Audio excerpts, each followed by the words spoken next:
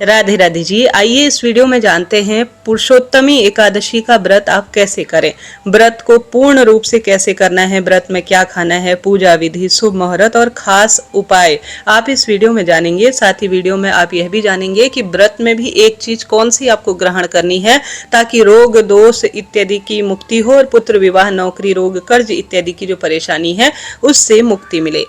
ध्यान से एक बार इस वीडियो को सुनिएगा जी, आप बहुत सुंदर जानकारी अपने साथ लेकर जाएंगे। जैसा कि आप जानते होंगे यह एकादशी हमें 3 साल बाद प्राप्त होती है और यह इस बार की एकादशी बुधवार 27 तारीख की है और इस दिन बहुत श्रेष्ठ और अद्भुत व्यतिपात योग पूरा दिन भर प्राप्त हो रहा है। ऐसे में व्यतिपात योग में श्री नारायण की आराधना हर स्वरूप में पुरुषोत्तम माह में जीवन को सफल बनाने के लिए है। तो मैं आप सभी को शुरुआत से बताती हूँ। सबसे पहले एक दिन पहले ही तुलसी पत्र आप तोड़ लीजिएगा और एक दिन पहले ही आप बाल धो लीजिए तो उत्तम रहेगा। हालांकि सादे साबुन शैम्पू से आप बाल धो सकते हैं, कोई दिक्कत नहीं। अभी मैं घर के बाहर हूँ तो जो सामग्री मुझे अपने मम्मी के घर मिल पाई है वही मैं आप सभी के साथ साझा कर रही हूँ। एक बार आप सुनिएगा, अंत तक बने रहिएगा। तो सामग्री जैसी भी है, जिस स्वरूप में है, प्रभु जी भाव देखते हैं उसी अनुसार हम पूजन करेंगे।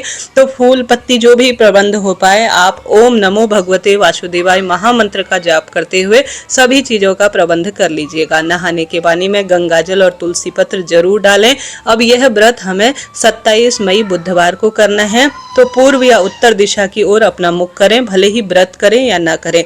व्रत सबको करना चाहिए। मैं आप सभी से यही कहूंगी, जो भी आपकी कामना है उसके तहत आप व्रत करें। पूजा चौकी पीले या लाल वस्त्र के ऊपर घर के मंदिर में या कहीं पर भी आप विराजित करें। सुंदर लाल पीले रंग के वस्त्र पहने, प्रभु का नाम जाप करते हुए जहां पर भी आपके पास जिस भी स्वरूप में श्री नारायण की प्रतिमा फोटो है उन्हें विराजित करें और साथ ही गणपति गजानन को भी रखें। सबसे पहले आप सभी के साथ विग्रह स्वरूप इत्यादि हैं तो शंख में कच्चा दूध या तुलसी पत्र रखकर आप प्रभु जी को स्नान कराएं। उसके बाद आप एक दीपक जोड़ लीजिएगा, क्योंकि दीपक हमारी पूजा पाठ का साक्षी होता है और यही हमारी पूजा को श्रेष्ठ बनाता है। यह जो है श्रेष्ठ पूजा जो दीपक है वह चाहे तो पूरा दिन रात आप जलाता हुआ छोड़ सकते हैं, उत्तम ही रहता है। अब आप सभी रोली, चंदन और तिल का ही प्रयोग करें। एकादशी पर चावल का प्रयोग नहीं होगा। श्री गणेश जी महाराज को और जो आपके पास दीप देवता है उन पर भी रोली, चंदन और तिल समर्पित करें। साथ के साथ आप जो आपके पास यज्ञोपवीत है वह भी प्रभु जी को समर्पित करें। संकल्प ले सकते हैं, जैसे दाहिने हाथ में पुष्प और अक्षत लीजिए, अक्षत नहीं तिल, नाम और गोत्र बोले और कहें कि हे प्रभु जी मेरा नाम और गोत्र यह है। अपने स्थान का ध्यान करें और कहें मैं इस श्रेष्ठ एकादशी पुरुषोत्तम एकादशी का व्रत कर रही हूँ, इसका फल मुझे और मेरे पितरों को और परिवार के सदस्यों को मिले और यह व्रत मेरा पूर्ण हो। पूजा में रही कमी के लिए मुझे क्षमा करे, ऐसी मुझे शक्ति दीजिए कि मैं इस व्रत को कर पाऊं। ऐसी आप प्रार्थना कर संकल्प ली हुई वस्तु को अपना नाम गोत्र स्मरण करते हुए प्रभु जी के श्री चरणों में छोड़ दीजिए। अब आप सभी सरल तरीके से जो भी आपके पास, जैसे कि शंख पूजा में जरूर रख लीजिएगा क्योंकि यह श्री नारायण माँ लक्ष्मी की स्वरूप है। आपके पास जो भी सात्विक चीजें हैं जैसे खरबूजा, तरबूजा, मौसमी फल इत्यादि का भोग तुलसी पत्र रखकर ही आप प्रभु जी के समक्ष प्रस्तुत करें। अब इस दिन जैसे कि अभी पावन पवित्र श्रेष्ठ महीना है तो जलदान की बहुत महत्वता है जी। तो कोई भी आप एक बर्तन लीजिए जिसके मुख पर आप मौली बांधिए, थोड़ा स्वास्तिक वगैरह बना लीजिए। इस जल में आप चाहे तुलसी पत्र रखें, इच्छा आपकी है, थोड़ा शक्कर वगैरह भी डाल सकते हैं, सब ये इच्छा आपकी है। आप चाहें तो इन चीजों का दान, क्योंकि एकादशी सबसे बड़ी तिथि है और 3 साल का सबसे बड़ा दिन है, यहाँ पर आप 33 बाती का एक दीपक बनाकर भी दान रूप में कर सकते हैं। 33 चीजें भी आज के दिन दान कर सकते हैं, परंतु साधारण सरल तरीके से अन्न, वस्त्र जो भी आपके पास है आप उन चीजों का दान कर लीजिएगा। जो ये जल का लोटा मैंने दान करने के लिए आपके समक्ष प्रस्तुत किया है, इसे राहगीरों को पिला सकते हैं या किसी को दान दे सकते हैं या किसी पवित्र वृक्ष की जड़ में रख सकते हैं। यह सब इच्छा आपकी है। कुछ दक्षिणा पूजा में जो कमी रहती है उसके लिए हम सभी रखेंगे। तो इस तरह से आप सभी को रखें। चाहे तो अन्न, फल इत्यादि भी यहाँ पर रखकर आप दान दे सकते हैं। यह सबसे उत्तम ही और श्रेष्ठता के रूप में ही जाना जाता है। इस तरह से सरल सी पूजा होती है, ज्यादा जो है बहुत बड़ी विस्तृत पूजा नहीं होती है, सरल सी पूजा होती है। अब इस व्रत में हमें क्या खाना चाहिए?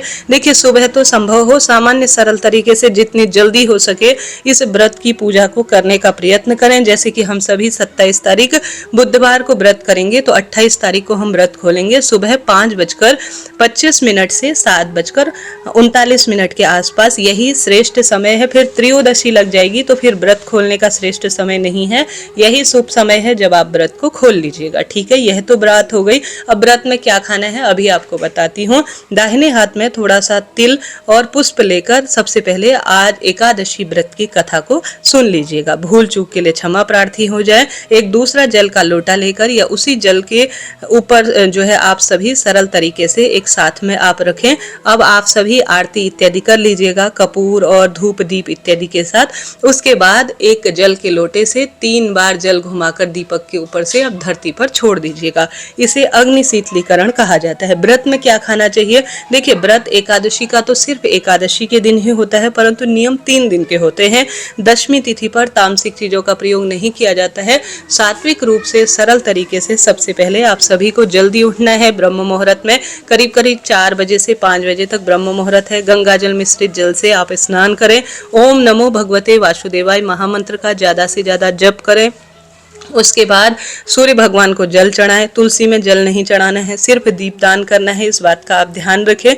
उसके बाद आप सभी तुलसी की मिट्टी मस्तक पर धारण करें। भगवान जी के समक्ष आप तुलसी पत्र हर स्वरूप में रखें। जल के लोटे में तुलसी पत्ता आपको रखना है, 2 की संख्या में, कम ज्यादा जितना भी हो। तुलसी के पत्ते प्रभु जी को आप माला के रूप में, भोग प्रसाद रूप में 11 की संख्या में लगाते हैं तो बहुत ही शुभता इसमें देखी गई है। उसके बाद आप सभी सुबह इस तरह से सरल सी पूजा करें। द्वार पर दीप लगाएं, घर की रसोई, तुलसी माता, इन स्थानों पर दीप दान करें। एकादशी व्रत कथा सुने। नाम जाप करने के बाद आप पूरे दिन भर में एक बार तसल्ली से बैठकर चाय पानी फलाहार ले सकते हैं, परंतु एकादशी के दिन तांबे के बर्तन, कांसे के बर्तन में खाना खाना ठीक नहीं होता है। साथ के साथ शहद का प्रयोग ना करें, ज्यादा कॉफी ना पिएं, कोई भी ऐसी चीज जो व्रत को खंडित करती है, क्योंकि नवतपा है।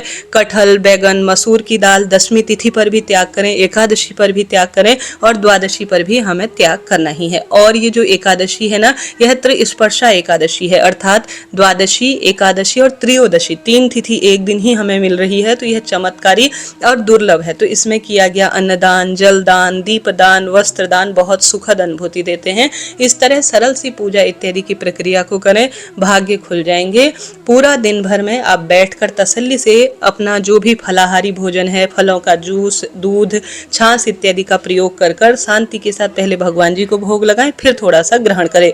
बार बार मुंह जूठा ना करें, किसी के घर का भोजन ना करें, न जल पान करें, इस बात का ध्यान रखें, नहीं तो थोड़ा उनके खाते में भी जुड़ जाता है, ऐसा शास्त्रों में वर्णित है। रात्रि को भी फलाहार का भी प्रावधान है। पूरे दिन भर में एकादशी के व्रत फलाहार रूप में किया जाता है और दूसरे दिन जब दूसरा दिन होता है शुभ मुहूर्त में, एक समय का भोजन पंडित जी को दान में देकर आप सभी गौ माता के निमित्त चावल द्वादशी पर जरूर बनाए जाते हैं। भोजन दान कर कर फिर तुलसी पत्ता ग्रहण कर कर या चावल या प्रसाद ग्रहण कर कर अपने व्रत का पारणा कर लीजिएगा। अब इस दिन तुलसी की लकड़ी का दीपदान आपको अपने घर के मंदिर में जरूर से करना है, ताकि आपका सौभाग्य बना रहे, पुत्र विवाह की कामना जो है, जो आपके मन में है, वह पूर्ण हो। साथ के साथ तुलसी की लकड़ी को घिसकर हरिचंदन बनाकर आप प्रभु जी का श्रृंगार जरूर से कीजिएगा। इसके साथ ही अपना मुंह बार बार जूठा ना करें, नाम जाप करें। किसी के जो है जैसे कोई निंदक है, इनके चुगली करने, इन व्यक्तियों से पूर्ण रूप से दूर रहें। शिवलिंग पर बहुत सुंदर तरीके से जल चढ़ाएं, चंदन की सेवा प्रभु जी को दीजिएगा और साथ के साथ पवित्र वृक्षों में जल चढ़ाइएगा और सुंदर तरीके से ज्यादा जल दान करें, गौ सेवा करें, नाम जाप करें, लाभ तो होता ही है। तो इस तरह से यह मैंने आपको बात बताई। आपको इस दिन एक चीज जरूर खानी है, वह है तुलसी का पत्ता, तुलसी का जल। भगवान जी को जो आप जल समर्पित करेंगे ना, तुलसी पत्र रखकर उसे ग्रहण करें। तुलसी जल ओम नमो भगवते वासुदेवाय कहते हुए लाभ होता है और शिवलिंग पर चढ़ाया हुआ जल भी ग्रहण करना चाहिए। मस्तक पर लगाना, अपनी छाती के लगाना हर स्वरूप से सुख देता है। भगवान को चढ़ाया गया प्रसाद, जल, गंगा जल, ये सब थोड़ा सा ग्रहण करना चाहिए। अपने ऊपर घर में छिड़काव करने से सभी तरह के दोष मिटते हैं। गले में तुलसी की माला जरूर धारण करें, नाम जाप करें। इस तरह से इन चीजों का प्रयोग करें। व्रत भी आप भगवान को लगाए गए प्रसाद के साथ ही खोलिएगा। राधे राधे जी, जय श्री कृष्ण।